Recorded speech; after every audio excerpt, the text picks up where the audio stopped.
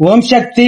ஈரோடு மாவட்டம் NGGO colony Gandhi ரோடை சார்ந்த ராஜ்குமார் தனலட்சுமி தம்பதிகள் திருமணமாகி 2.5 ஆண்டுகள் குழந்தை பேர் இல்லாம நம்ம சேலத்து மகமாய தேடி வந்து அமாவாசை அன்று கும்பப்படையில் பிரசாதம் வாங்கி சாப்பிட்டு அதே மாதமே அம்மா மனமிறங்கி கருவை தக்க வச்சிருக்காங்க. தற்சமயம் 5வது மாதம் நம்ம ஆலயத்துல வளைகாப்பு வைபவம் நடத்திக்கிட்டு இருக்காங்க. இவங்களோட குழந்தை அங்கத்துல கழுவினி இல்லாம உடல் ஆரோக்கியத்தோட வளர்ந்து நம்ம சேலத்து மகமாய் சுக பிரசவத்தை ஈடெடுத்து கொடுக்கணும் நான் வேண்டிக்கிறேன். அம்மனுக்கு நன்றி கடனாக தேங்காய்பழம் பூமாலை பட்டு வஸ்திரம் சாத்திட்டு அவங்க வளைகாப்பு வைபவம் நடத்திக்கிட்டு இருக்காங்க.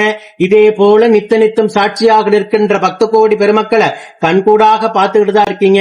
ஒவ்வொரு பக்தர்கள் நான் 3 அமாவாசை சாப்பிட்டுட்டேன், 5 அமாவாசை சாப்பிட்டுட்டேன், அம்மா இன்னும் எனக்கு மனமிறங்கி மலரை செல்வத்தை கொடுக்கலன்னு அம்மா மேல கோபம் கொண்டு இருக்கீங்க.